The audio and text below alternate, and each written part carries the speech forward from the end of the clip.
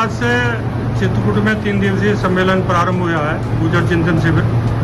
उसके मूल उद्देश्य क्या हैं? देखिए, किसी भी समाज को, किसी भी जाति को आपस में बैठ के किसी भी समस्या के लिए चिंतन की बड़ी आवश्यकता है।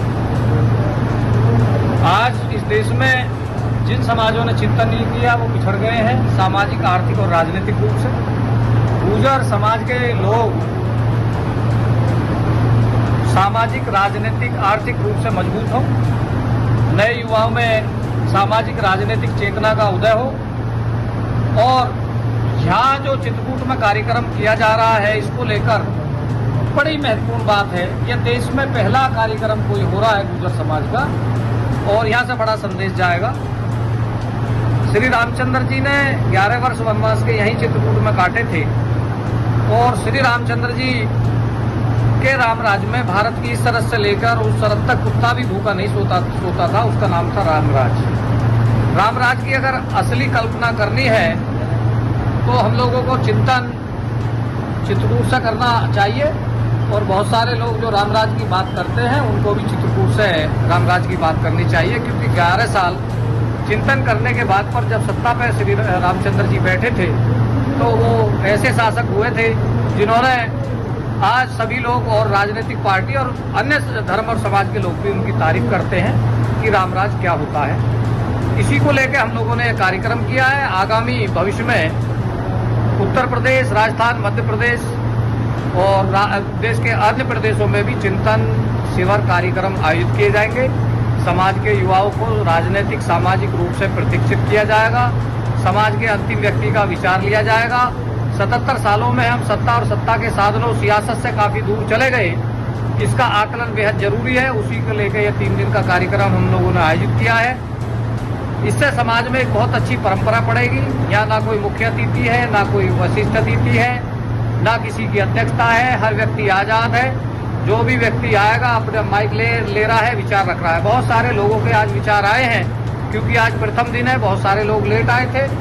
कल से विधिवत कार्यक्रम फिर चालू होगा, और जो मुद्दे हैं गुर्जर समाज के वो सभी लोगों के विचार निकल के आएंगे। सभी लोगों को उन मुद्दों पर बुलवाया जाएगा और आगामी भविष्य की योजना तैयार की जाएंगी। अब यह चिंतन शिविर रुकने वाले नहीं है, पूरे देश में बड़ा मैसेज इनका जाएगा, और आगे हम लोग और चिंतन शिविर करेंगे। मुख्य उद्देश्य समाज में सामाजिक, राजनीतिक और आर्थिक जो मामले हैं समाज के, जिनमें समाज पीछे जा रहा है, उन पे को लेकर हम चिंतन कर रहे हैं। समाज आगे बढ़े, समाज की सत्ताओं में भागीदारी हो, समाज में कोई संगठन हो तो वो इतना मजबूत संगठन हो, पूरी एक व्यक्ति की आवाज़ पे पूरा समाज लब्बैक है।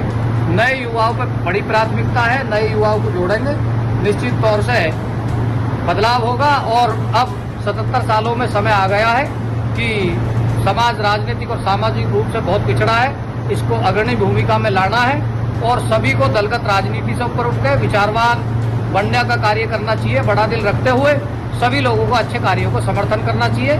हम लोग जो भी यहाँ साथी आए हैं उनका स्वागत, वंदन, नंदन, अभिनंदन और खैर मकदम करते हैं। बहुत बहुत धन्यवाद। मैं ये पूछ रहा हूँ आपसे, आप सामाजिक के साथ साथ आर्थिक स्वावलंबन और धार्मिक और राजनीतिक मुद्दों को भी छू रहे हैं, इसका मूल बेसिक क्या है? आप देखिए, राजनीतिक जो है वो ये है कि हमारी जो समाज है पूरे देश में बहुत अच्छी संख्या में है और राजनीतिक रूप से बहुत पीछे रहा है, तो इसलिए युवाओं को राजनीतिक रूप से भी प्रशिक्षण दिया जाएगा।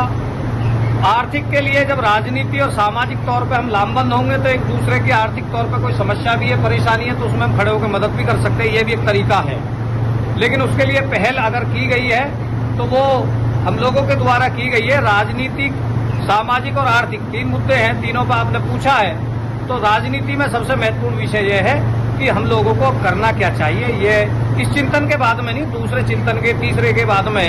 अभी तो इस चिंतन से तो कम से कम 100-200 लोग ऐसे तैयार होंगे कि जो कल 4-4 साथी लेकर आए तो वो संख्या 400 या 800 हो दूसरे चिंतन में। तीसरे चिंतन में वो जाके कहीं 3000-4000 हो, चौथे में जाके वही संख्या 10 या 12,000 हो। तो छठे राउंड में ये तय कर पाएंगे हम अब सामाजिक पे क्या होना चाहिए, क्योंकि किसी भी चीज़ के लिए जल्दबाजी नहीं है। निजी हितों के लिए जितने भी 10-20 साथी इसमें लगे हुए हैं उनका किसी का भी स्वार्थ नहीं है, सब मिलकर एक नई व्यवस्था को जन्म दे रहे हैं। तो ये हम लोग कर रहे हैं, बाकी की बहुत सारी चीज़ें और हम कल बताएंगे। धन्यवाद।